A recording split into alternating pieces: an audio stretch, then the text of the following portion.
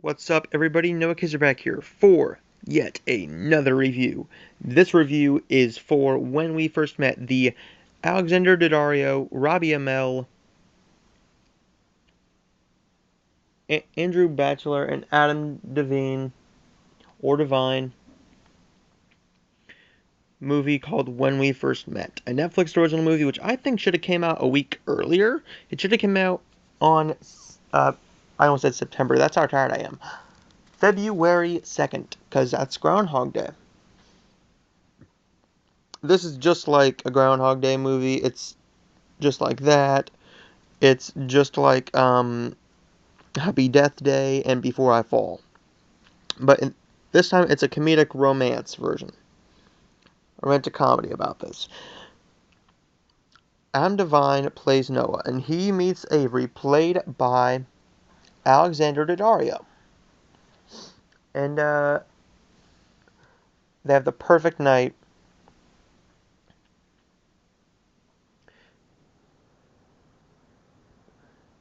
The next day, after he gets friend-zoned, Alexander Daddario's character Avery goes and meets Robbie Amell's character named Ethan. Her and Ethan, 3 years later, are now engaged and throwing their wedding party, their engagement party.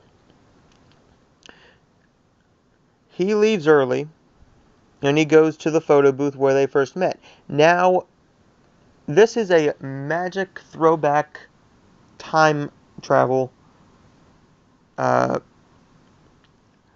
booth. And he is living the same thing over and over again, but he has to figure out how he can get with Avery now, how to keep her, how to keep Ethan away. He's trying to get closer and closer to her. He eventually marries her. Uh, he does something wrong, and her and her friend Carrie eventually find out, or think, that he's a stalker. This is a very good movie to me. First of all, Alexander Daddario is just amazingly sexy in it. I mean, if you put her in a movie, you bet your ass I'm watching it. I saw her for the first time, I believe, in a film called San Andreas. I believe. I'm gonna be thinking about that now. But, Adam? The first time I saw him was in Pitch Perfect. And that is really hard to believe that I saw him in Pitch Perfect first. Uh, Alexander Daddario does a good job in it. She recently did a film called Baywatch, which a lot of people hated. I, as a matter of fact, enjoyed it for some odd reason. She also did The House. She was in The Layover, which I really liked The Layover. She was in The Choice and Burying the Ex. I'd have to say this is probably her best film that I've seen her in a while. Alexander Daddario can do no wrong. Adam, on the other hand, well, he can do wrong. This film is basically a very messed up version of Groundhog Day.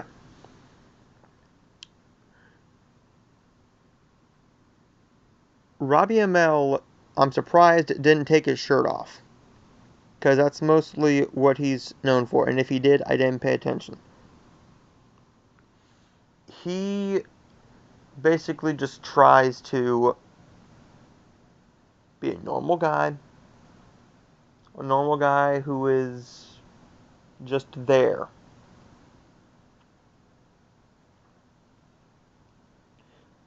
He basically fell for Avery, dated her, and well, that's pretty much it. Her best friend is played by, I don't want to butcher her name. I am going deep into this film. I liked this film a lot. Her friend is played by Shelley Hennig. And she is gorgeous in this thing as well. She hasn't had a hot streak. She has not had a hot streak in pretty much anything. She's been in Days of Our Lives. I know that much. She was just recently in Roman J. Israel Esquire. And then she had two stinkers in 2014 with Ouija, which, oh goodness. And then Unfriended, where she played Blair. Robbie Amell did a good film last year, but I haven't seen him in many things where he hasn't just been there to take his shirt off. That's pretty much all he's in films to do, is to take his shirt off and look good for the ladies. He is pretty much there just to be good looking for the ladies. And Alexandra Daddario is eye candy, but she's good eye candy. She can actually act. If you give her the great role that she needs, I mean, she can act. She did great in True Detective. But you're making her this friendly girl next door / sex symbol, like you had her do in True Detective, but you actually gave her good dialogue. This film has some of the cheesiest dialogue, even a little bit more cheesy than 50 Shades Freed in the 50 Shades movies, which is really sad. That's really sad. But it comes off in a funny way, while in the 50 Shades, you're just like, oh, that is so cheesy, that's just uncomfortable. It's not awful cheesy dialogue the way it could have been, but could have been done better.